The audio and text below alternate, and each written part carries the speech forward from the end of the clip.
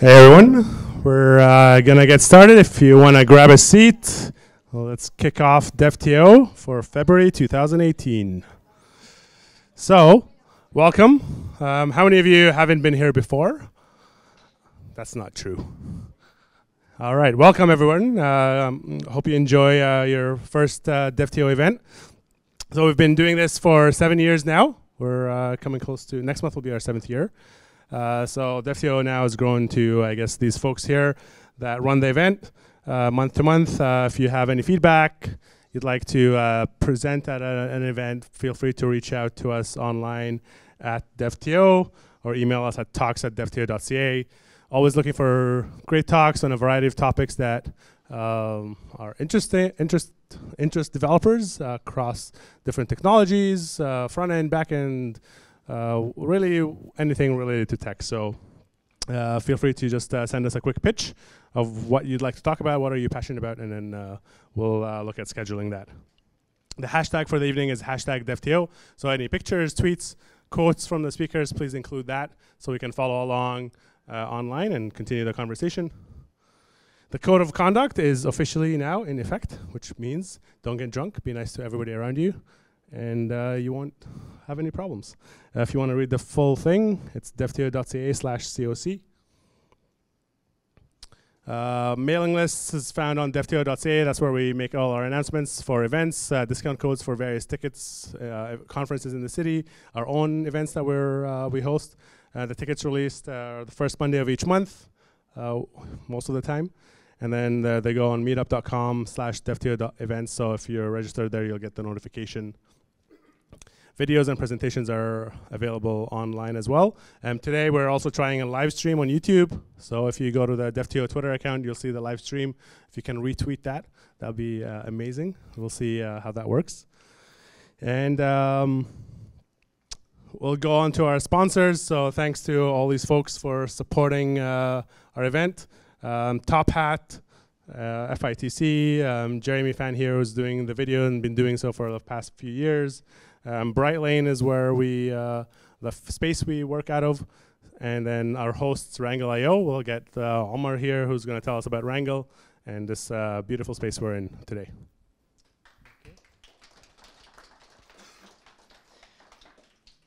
Welcome to Wrangle's relatively new office. So for those of you who don't know what Wrangle does, we're a modern JavaScript consultancy firm. We have about 200 plus developers who focus on modern JavaScript, so Angular, React, React Native, and Vue.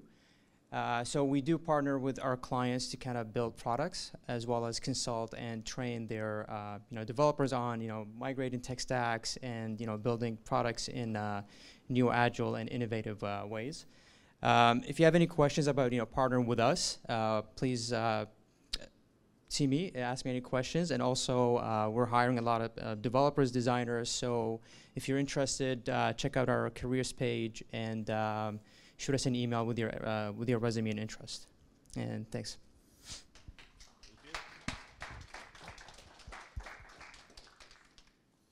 All right, so big event for us every year is our International Women's Day Talks happening March 12th at the Old Much Music Hall. So that's 888 Yonge Street, Yonge and Bloor.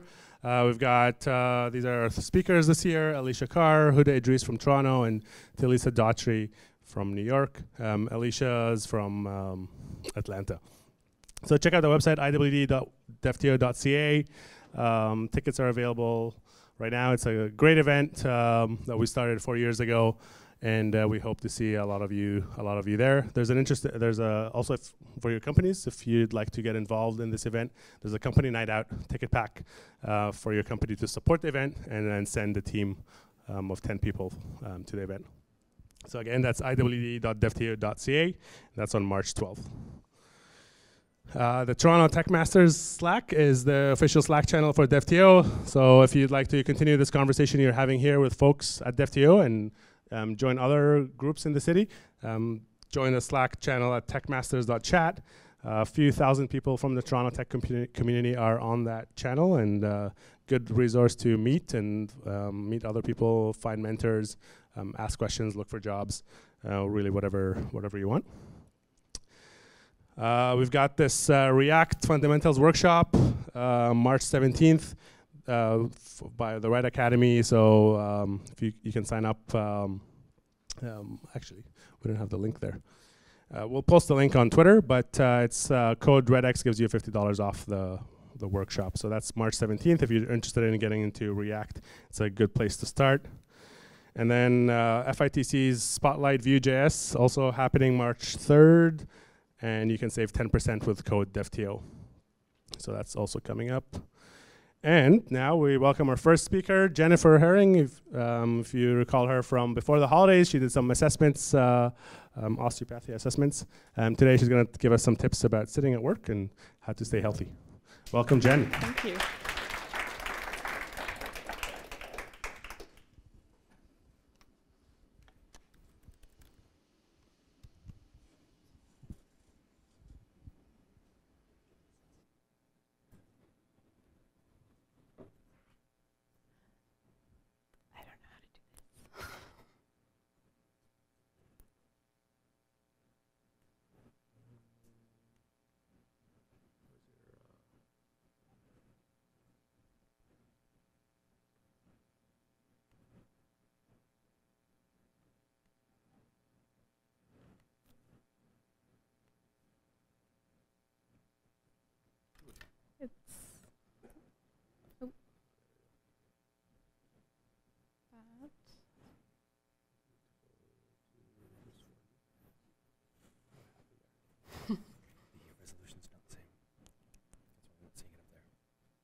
Yes.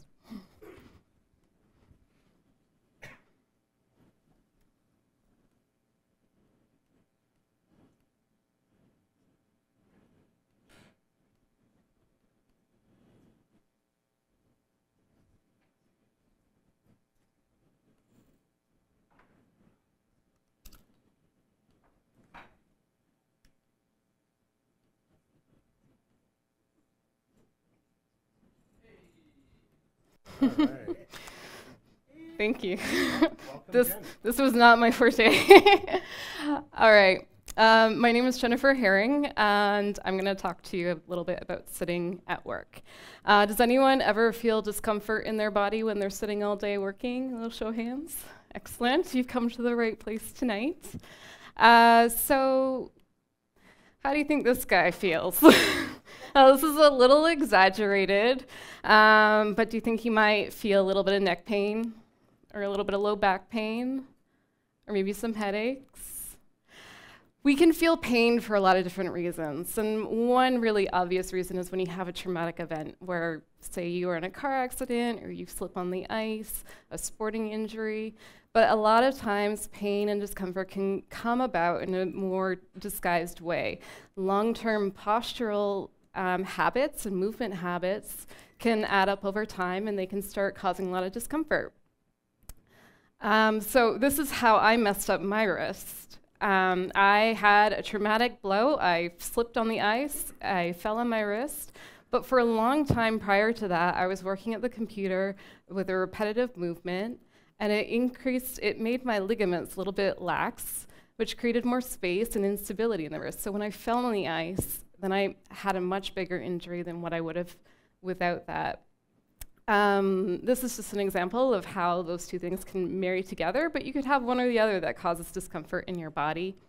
This injury is what actually led me to this profession of osteopathy. I'm an osteopathic manual practitioner, which means I work with people's bodies. It's a manual form of treatment, and it works with all of the tissues of the body. So fascia, which is a connective tissue matrix, muscles, the joints, and it really brings it together so that the body can function better. That's all with the aim to help with better nerve supply and better circulation, and to make your body a little bit more resilient to the stresses of life. So we're going to talk a little bit about how to sit and work more comfortably, and it's with an osteopathic perspective. So osteopathy has been around for a long time. It was first founded in the late 1800s by this man, Dr. Andrew Taylor Still, and in Kirksville, Missouri, so it's from the American Midwest. its treatments and assessments are rooted in anatomy, physiology, and osteopathic principles. So principles are very common in many professions, and there are fundamental truths on how things work and guide you towards how you should work through things. A couple of osteopathic principles that we always work with is that the body is a unit. There's nothing modular in the body. Nothing works on its own without influence from other areas. For another example is that it has self-healing, self-protecting mechanisms. So if you give yourself a little cut on your finger and it bleeds a little bit, your body's going to send the things that it needs in order to heal that cut. But one big thing that we're going to talk about today is motion. And motion is life. You need all kinds of motion in your body. First immediate thought is, going for a run, playing with your kids, on your commute to work, moving forward and propelling your body. And this is done through your muscles and your joints. But we have a lot of inherent motion in our body too. That's the breath coming in and out of the lungs, the circulation of the body, even the food going through our digestive tract. And all of these things are important because it's what gives your body nutrition, oxygen, and gets rid of the bad stuff that we don't need anymore.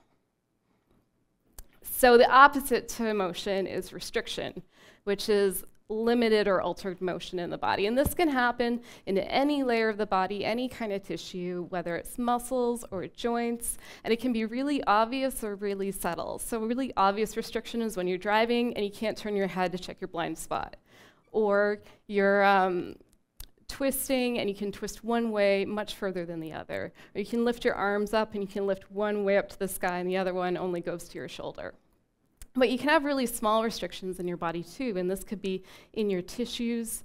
It could be in the small spinal joints or the rib cage. You might not realize that you have those restrictions unless someone's actually working on them. So what can restrictions do to your body? They can result in pain, discomfort, fatigue, nerve discomfort, nerve pain, neuralgia, and a lot of other things. So how can we get from this feeling to something more like this? And more body freedom, mobility, stability, endurance, resiliency, and relaxation. And then we're going to talk about 4 happy body tips to help you with that. So the first tip is to stack. This is really just paying more attention to how you're using your body in space. Stacking is for balance and stability. Poor posture puts more stress on the tissues and joints that aren't really designed to hold the weight of your body. And this causes pain and discomfort and can actually change the shape and function of your tissues. It also makes your body use much more energy. So if you look at our little posture men here, the middle one in the sort of the aqua color, he's stacked really nicely. His hips are over his ankles, the shoulders are over the hips, and the ears are over the shoulders. And you can feel the top of the head almost reaching up to the sky. But the two on the side are struggling a little bit. They're having the pelvis sway forward. There's a big anterior curve in the lumbar spine. And this, when the body isn't lined up as well, it takes more energy in the muscles in order to sustain your body in an upright position. It's really about balancing the tissues around sort of a center line of gravity. So how can we position ourselves a little better? We can start with stacking the body. So whether you're sitting or standing, bringing the ears over the shoulders over the hips. If you're standing, the hips over the ankles. But you want to start on a level surface to begin with. So if you're sitting, take your wallet out of your back pocket. If you're sitting, uncross your legs at the knees or the ankles. You also want to position your workstation right in front of you, so you're not twisting all day in a twisted position. And you want to raise your monitor up so you're not slumping and hunching over into the screen. So your next tip is to move more. And this, whether you stand, sit, kneel, walk, run, juggle, you just want to be moving your tissues, and you want to be moving them often. So the tissue that is used for movement is your skeletal muscles. They're what propels you forward. They're also highly adaptive. So whether you are, however you're using your body or not using your body, the skeletal muscle will change to become more adaptive to that. And we're going to talk about that a little bit. But it's really the idea of you've got to use it or lose it. So a few ways that the muscles will change are overloading, underloading, overstretching, and understretching. We're going to talk a little bit more about overstretch and understretch. But we have to talk about the muscles to begin with. So each muscle is made up with a bunch of little muscle fibers, and each one muscle fiber is one long, skinny cell. And within those, you have a certain number of contractile units, and those are called sarcomeres. And these little units are the reason why your muscles actually contract. And there's a sarcomere up in the top corner there. With the sarcomeres, they have an optimal length to make the best contraction in the muscle. So if you have a muscle that's chronically long all the time, your body will actually add more sarcomeres and make the tissue longer. But same thing, if you've a muscle that's chronically short, the body will actually take sarcomeres out and it'll actually shorten the muscle tissue, which makes it harder for it to move. So if you look at these big muscles here, this is your iliopsoas muscle, and the psoas is the one that attaches to the lumbar spine at the bottom. These muscles are hip flexors. So you're going to use them if you're lifting your leg up, if you're bending your trunk over your leg. But if you're sitting all day, these are sitting in a short position, and they're very highly adaptable to becoming short muscles. This kind of musculature, if it becomes short when you stand up, you may start feeling it pull on your low back, causing some low back pain. So this is the reason why you want to get moving and use your tissues to their full advantage. Another important thing is that the skeletal muscles actually help you move your fluids through your body. You have a couple low-pressure fluid systems in your body, in your circulation, your venous blood, and your lymphatic system, and they need the contraction of your skeletal muscles to help pump the fluid out. So if you have, if you're sitting all day, you need to get up and start moving around to help pump that fluid. If you think about the fluid, particularly in your legs, that's where you're really going to find benefit. The high areas of drainage are behind your knees and in your groin, and these folds of your body you want to move so that you can help pump this fluid back into circulation.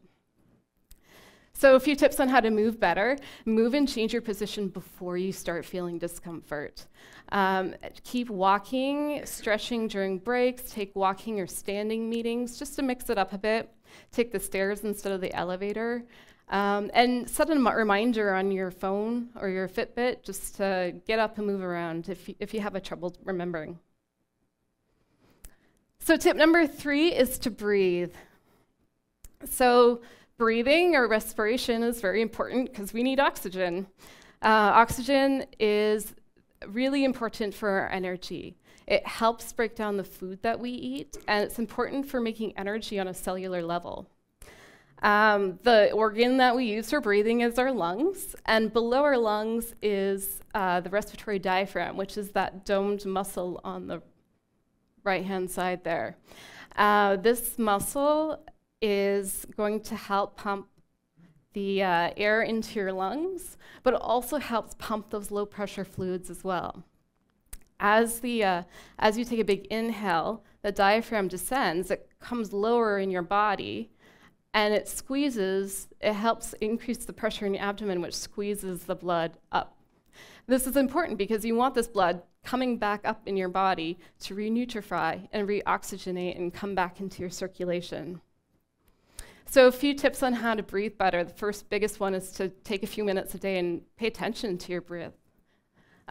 Good thing to do before you go to bed or after your lunch break or if you're in a very stressful situation. A couple of things I like to suggest for helping you pay attention to is put a hand on your sternum or your breastbone and one on your abdomen just below your ribs. And when you take a big breath in, you'll feel your sternum rise. and your tummy will come out as the diaphragm descends. As you exhale, your tummy will come in, and your sternum will drop. You can also put your hands on the side of your rib cage and feel it expand laterally. And then the fourth tip is to maintain, because as Benjamin Franklin once said, an ounce of prevention is worth a pound of cure. So it's good to be preventative and tune up your body like you're going to tune up your car. Restrictions in the body can make your body work a little differently, and it actually can make you a little bit more susceptible to injury. So it's good to get those taken care of earlier than later. Improving your posture, movement, and breathing will help, but sometimes long-term restrictions, you'll need a little bit of help from a professional. So how can you get started? You can come see me, and you can check out to see how you can gain more mobility in your body. Tonight, I have a perk for you if you book in for an initial treatment until the end of March. You'll get $30 off. Or check out Scott at the refreshment table. He has an iPad there where you can sign up to win a free initial treatment. That's my contact info. Thank you very much.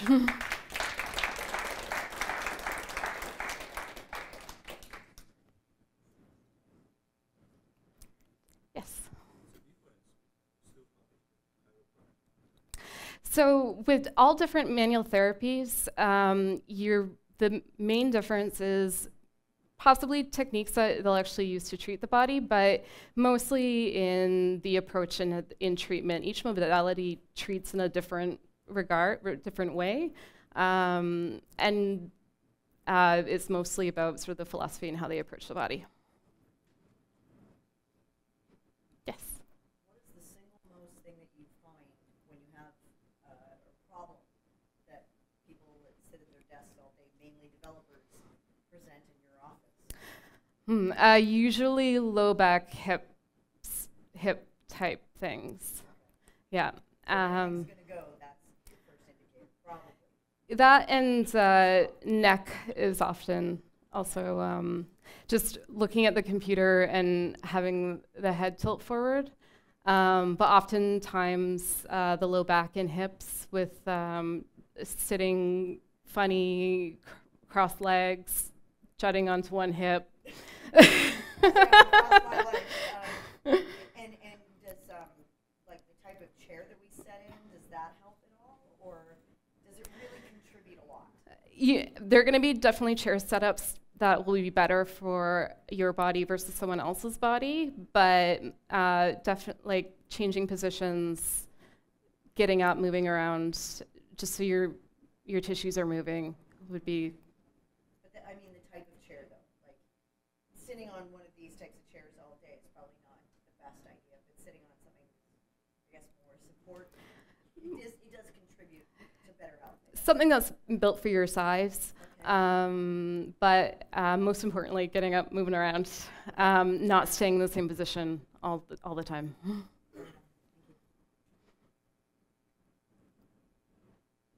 Thank you. Thank you.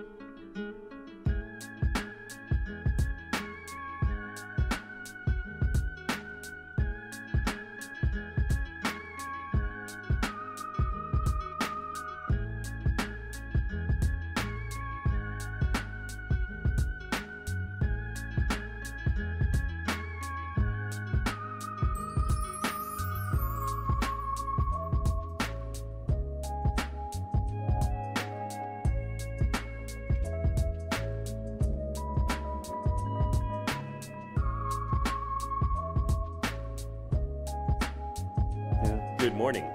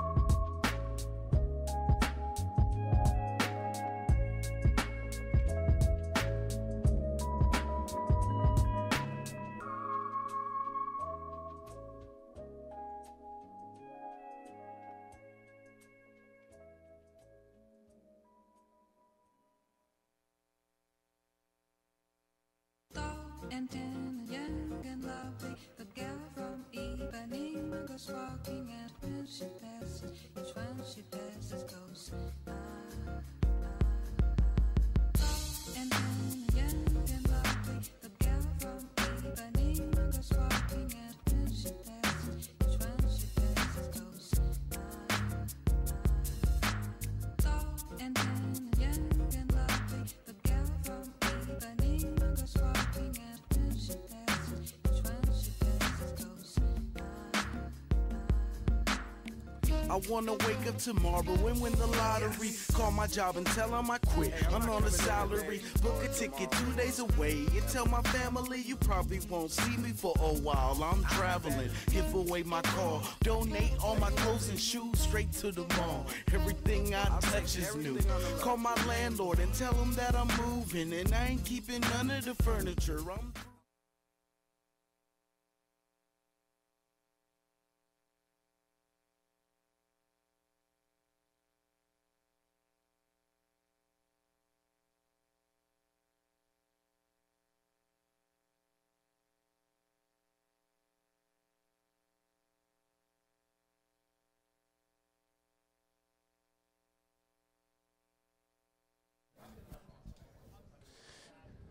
All right, everyone, we're about to get started.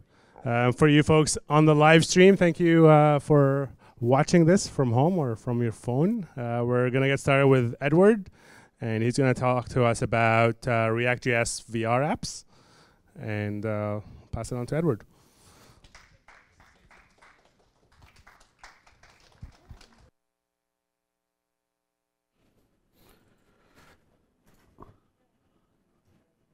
Hello? Okay, that sounds brilliant.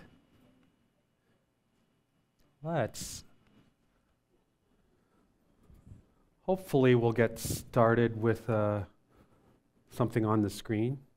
Is it sharing? Ah, this is like an amazing feature for me, feedback. I could see my own screen on this big screen here, but it's not showing up over here. So, looks good. It's nice and green. Could be because I'm in some weird presenter view, and I didn't anticipate that. So for those of you who haven't met me before, I'm Edward. While the presentation's getting set up, my full name is actually Edward Apostol. I'm a developer. I'm also an instructor. I teach a number of programming languages for a number of different companies. For example, I last taught at Red Academy, which is one of the boot camp schools over at King and Spadina. I also am currently actually doing some freelance work for a number of travel-based web agencies, working in Python with Django as a management system, and this little VM that I'm trying to deal with some React code in the front end. I've been in the industry for a long time, so I actually have quite a bit of an acknowledgement to what Jen was saying before about being healthy in this industry. I had worked since the .com boom started, and actually I knew Matt from FITC experience as well, having been a past speaker there, and I've also was an MC there, and actually I did a stint becoming a yoga teacher. Because if you sit there like this too long in the industry, your back starts to really go out of whack. So I decided to do a little detour back in 2010 and become a yoga teacher before I decided to jump ship and go back into this programming thing. So I still do a little bit of mobile stuff. I still do a little bit of web stuff. And now that I have some focus again, let's talk about this. This is actually another iteration of a presentation that I did a long time ago, well, actually back in June 2017, to a group who primarily represent Facebook developers. And this was at Red Academy. And as I said, I've been playing with JavaScript technology since basically it had been born. I've been watching it grow since I typed MochaScript in the Chrome, or it's not even Chrome, it was Netscape. Back in the day, I typed in MochaScript, and then this little dialog box allowed me to type in things that said hello. But also during that time when I started, I also started to take a look at other ways that I can have fun with technology. So some of you, of course, might be familiar with 3D glasses.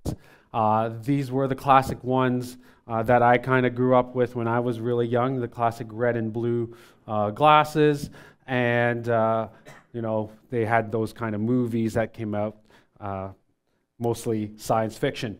And in my research into virtual reality, I discovered that this little box, well, this little box wasn't little, it was actually like about twice the size of a arcade machine that you might see at an arcade. This was the Sensorama. It had 3D, it had vision, it had motion, it had color, it had all sorts of, it even had aromas. So that kind of stuff, the aroma part, might still be a little bit technologically challenging in the current web, but it also apparently had wind. I'm not sure if wind and aromas had anything to in common together, but it's a very interesting construct. Most of you might be familiar with the head-mounted displays. You might have seen me floating around with this, just kind of giving it a shot. That was the very first head-mounted display, I believe, in the 50s. And this, lost my slide there. Going forward there, let's see what we have. Oh, there we go. Yeah, that's what it reminded me of. So it's very, very, very technologically profound to see that initial goggles, and then we see it, well, around the late 90s, early 2000s, looking like that. And nowadays, when you go to a 3D movie or a 3D IMAX movie, you might see glasses that look like this, where there's just a subtle shift in the lenses.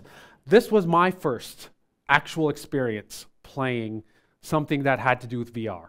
It was VR Pac-Man, and I remember being in Times Square around 1998 or something like that, and going to this arcade in the middle of Times Square, and they had this huge, like, it was kind of like an MMA ring where you could go in the middle, and then you got basically a set of gauntlets, the goggles, and this long tube that hooked up, and then basically you were eating dots. You can see your mouth open and close. You can see like the garden that you were walking in. You can see just the tops of the ghosts above the maze as you were traveling around, and that really blew me away for a long period of time. Yeah, so it kind of looked like that, except it was much larger. And that's kind of what the screen looked like. So for a while, I was actually going to continue diving into that VR stuff, and I actually played with VRML. It's hard to see the code here, but fundamentally, there were technologies in the late 90s that allowed us to implement these kinds of visual graphics that you might see in like a 3D home design tool nowadays. Even though they're probably more sophisticated. I don't do 3D home design, but those were the kind of tools that we were kind of playing around with. And then I went on and did some other stuff, basically server-side coding in Flash, and that's when my 3D dreams kind of died, and that's why I have the Terminator arm on the screen. Today, actually around 2016, 2017, I was working with a colleague at Red Academy, and we started to investigate what was new in VR, and the landscape had changed. And if you're not familiar with VR, there's varying degrees of augmented or virtual reality, where maybe you have some simulated objects in a realistic environment, or your whole environment is totally recreated and you're surrounded by it, with 3D aspects to it and sound to it. This is called the virtual reality spectrum. It's a very common motif that we often talk about in VR. So I want to go back to the basics. Whenever I actually take a look at programming, for example, I always ask myself, is it understandable for my mom? Okay. Can my mom take a look at this code? Is it readable? Does it make sense to her? Because if it makes sense to her, then it will make sense to my colleagues. Of course, I would probably have to optimize it, compress it, and then translate it, or whatever I need to do to get it done. But I initially write the code so that the steps are very small and logical, and they make sense. Okay. So what I wanted to do here is to illustrate how to implement a basic 360 panorama, whether it will be just straightforward photo, or maybe video if the bandwidth works. And we'll conduct it as an experiment here as a group. So I'm just wondering here, how many of you have already toyed around with these VR goggles? Any kind of VR goggles? A number of you have. So maybe they're like the Google glasses where you might insert your phone and there's like two screens, one for left and one for right. That's a pretty typical example. The way the React technology works, and I'll kind of reiterate it time and time again, is that it will be more totally immersive. It doesn't deal with these two images initially. Okay. So React VR itself is actually quite a new technology. It was released almost a year ago. Okay?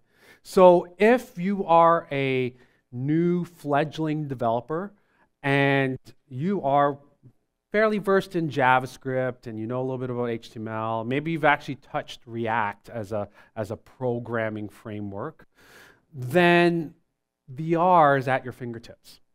Okay? It's not much of a stretch to concoct this kind of video presentation for anything from small marketing to large-scale enterprise type demonstrations. Okay, so there's a lot of implications.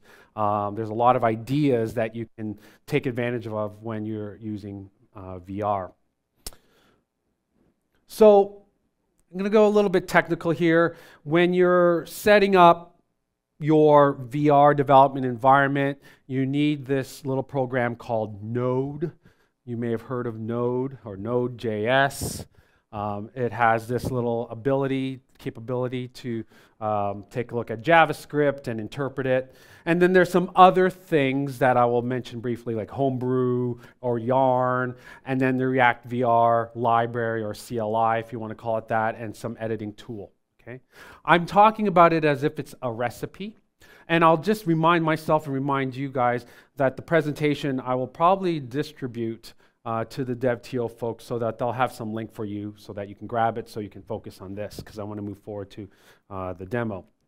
So another question that comes to mind when people start playing around with this is that if I'm familiar with React, like ReactJS or React Native, can I just simply add React VR? No, not really.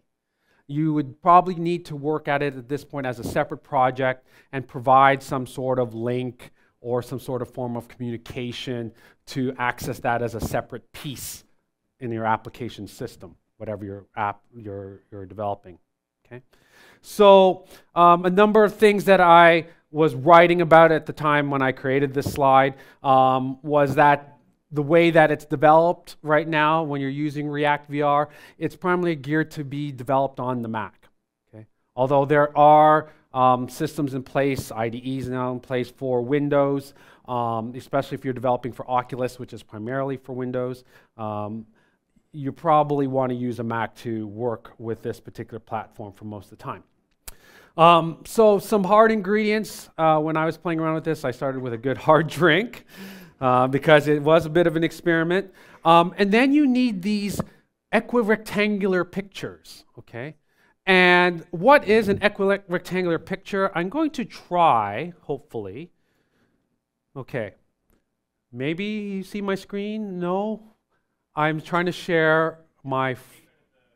Oh, I have to escape out of the presentation? Okay, fair enough. Got to find my mouse, which is also very important. I mean, we're at this point anyway where we're going back to the demo. So I pressed escape and my screen went black. Oh, there. Okay. So hopefully on this left-hand side of the screen, you can see my actual iPhone. Okay. And here is an actual image that was taken with this 360 Samsung Gear video reality camera. Okay. And you can get one of these things at Best Buy. I actually got it at Amazon for an amazing deal. I got it for like 89 bucks because it was the last year's model before they got the new one out.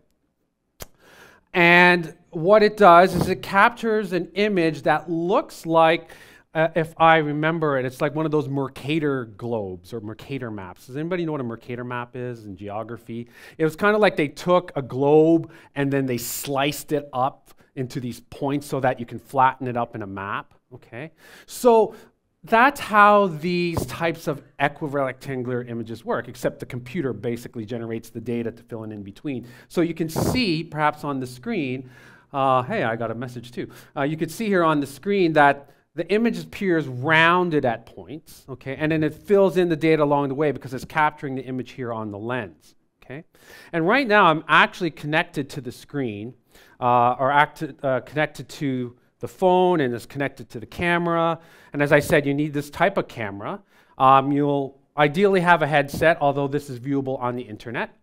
There are some links to provide some additional development information. I would recommend a site called webvr.rocks to take a look at that.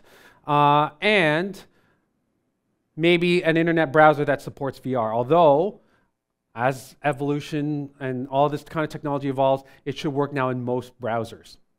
That's amazing. So I even have a little demo working in Chrome, I'm hoping. So that was me before React VR, and that was me after I did this research. It was crazy. I just shaved again just to get clean for this demo. So you got to grab the gear, and the easy way to use this is to get this thing, and you can actually take advantage of the Google Street View app, which is what I was trying to show you here on the screen just a moment ago. Okay, so I just want to get a quick time check. How much? 5 minutes?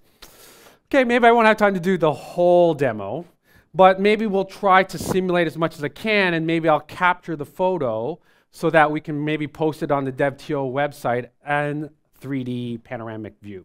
So I need a volunteer. Okay, I'm going to pick this lady. Sorry.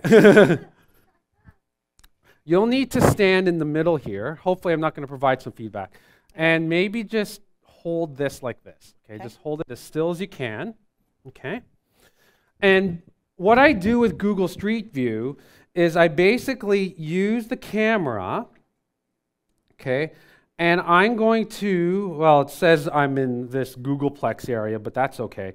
I'm going to attempt to take a picture, so everybody has to stand still, okay, or sit still, okay, for about 8 to 10 seconds. Let me give this a try. Let's see how this goes. So there was a beep, and it's capturing the photo. You could see that on the screen there. So basically, the camera is going around the room. And that's it. So it captured the photo. Let's see what it looks like on the screen at this point in time. So I'm going to go back.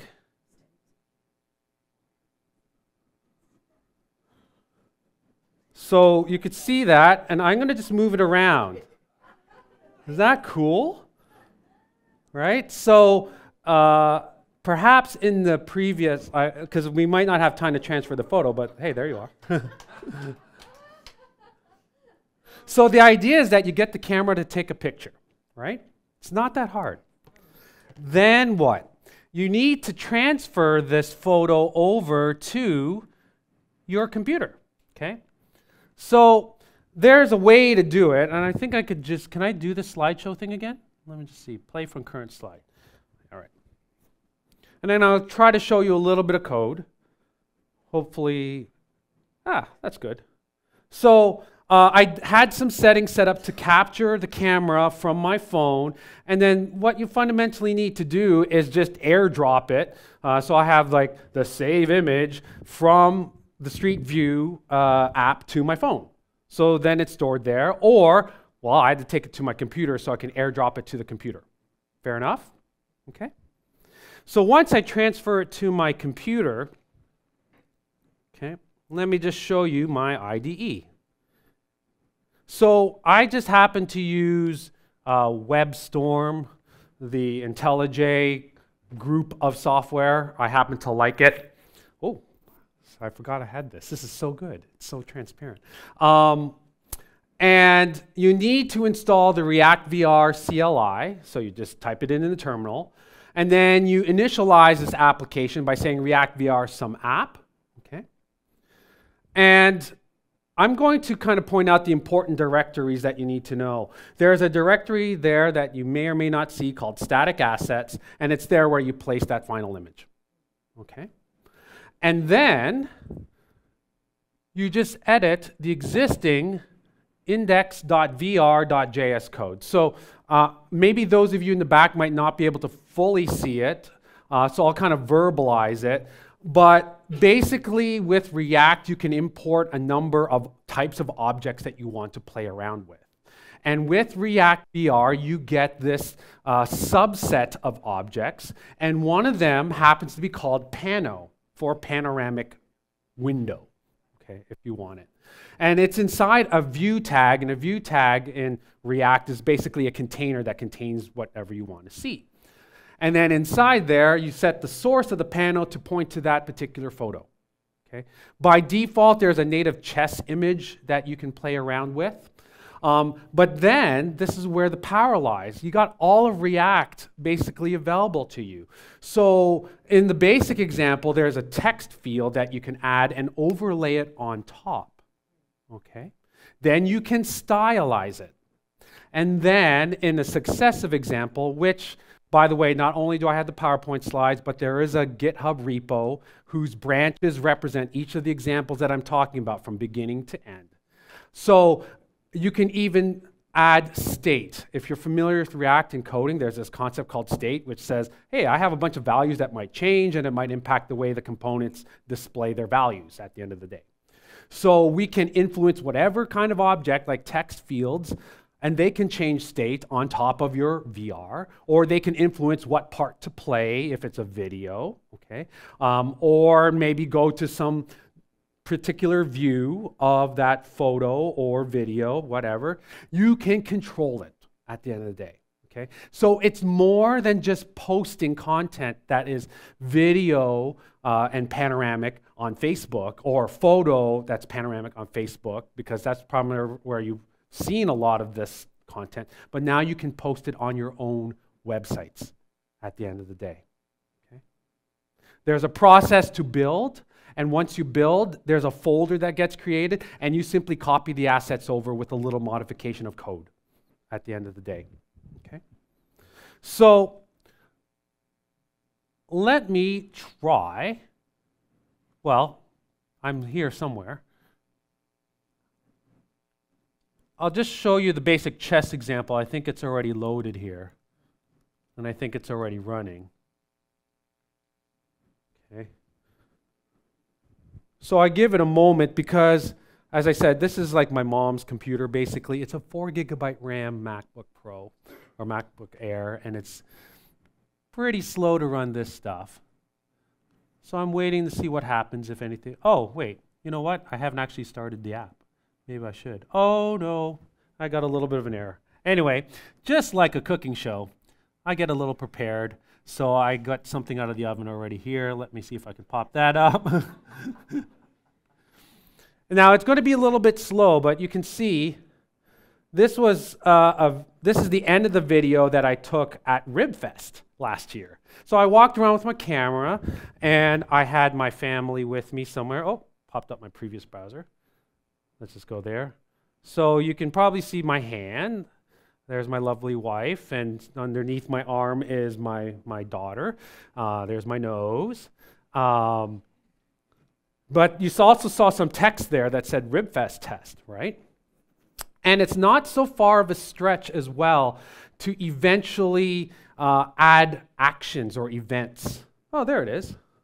So this is off my own website. This is React VR. It is JavaScript fundamentally that you're writing some code with some assets that you can take from a little camera and a phone, and then you can publish it on the internet on your own. Okay. Any questions? Okay, it does have like this full, like, even though my computer, you could probably hear my computer's fan, it's like going to explode. But yeah, it does have that full rotation capability. And I have a version of it running in my glasses. So if you have some time after you want to try it out in the glasses, hopefully it's calibrated so that you can take a look at it. Okay? So that's the demo. And I think I could forward it to the very end of my presentation. So as I said, my presentation will have some resources that you want to take a look at. Oh, see, my computer's about to fry. Let's see. From current slide. Let's see if this will work. And 3, 2. No. So that's all I have to present. Oh, there it goes. So I talked a little bit about the code. And as I said, there is some discussion on it as well as some links in here. Some things you might want to explore before you explore React VR, 3JS. Okay, it's part of the foundation of code for React VR. The website RevVR rocks, very cool. Some information on the facebook.github.io website on React VR is also valuable for you. And my email address is my name, ed@edapostol.com. You can also follow me at Twitter at EdwardJApostol. Okay, and as I said, this presentation as well as the link to the GitHub repository that contains all the branches with each successive example from the beginning to the VR video demo will be made available to the folks at DevTO. Right. Thank you.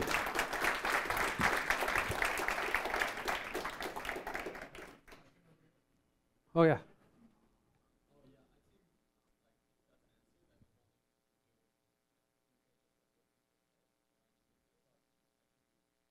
Sorry, you can. Oh, it is. Yeah, you saw the RibFest photo video. I also went to that giant rubber duck thing this past summer. I went to the X with it. Made a number of sample videos just to kind of explore its capabilities. One thing that I did not mention, if you're going to do video, you're going to have to take the source and put it into your computer. It will be some sort of MP4 file, but you need to convert it.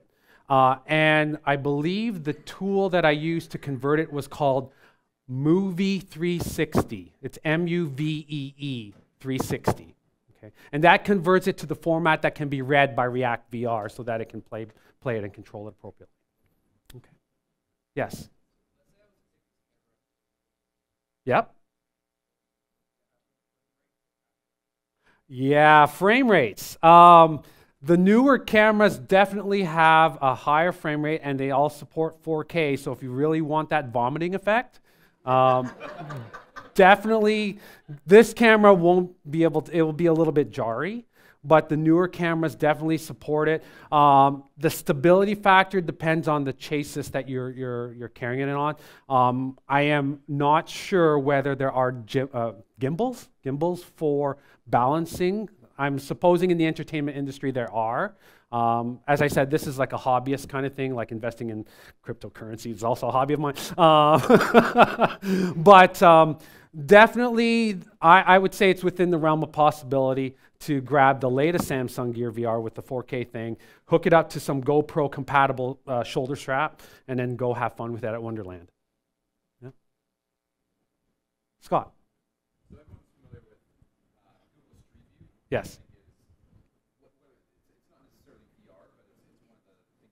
It was a pioneer of that type of technology. Yeah.